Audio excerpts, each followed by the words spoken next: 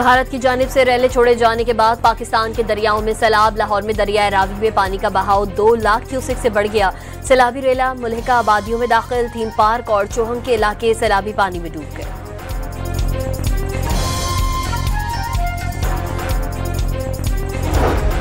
मंडी बहाउद्दीन के मुकाम पर दरियाए चनाब में ऊंचे दर्जे का सैलाब। शहर की मरकजी शाहराह का हिफाजती बंद टूट गया। मंडी बहाउद्दीन का हाफिजाबाद, वजीराबाद और गुजरावाला से जमीनी राबता मुनक़ता।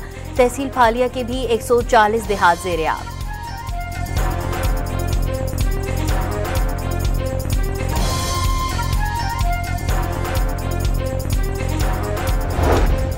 दरियाए सतलज में भी सैलाब। पाकपतन में सैलाबी रेलों ने सोडा रहमानी और 5 केवी में हिफाजती बंद तोड़ दिए। कसूर में सैलाबी रेले से 11,000 केवी का टावर दरिया बुर्द हो गया। बावलनगर में सैकड़ों बस्तियां सैलाबी रेले की लपेट में आ गई।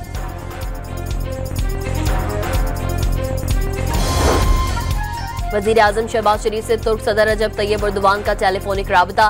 पाकिस्तान में हालिया सैलाब पर अफसोस का इजहार। तुर्क सदर ने सैलाबी सूरत हाल से निपटने के लिए हर मुमकिन मदद की पेशकश की।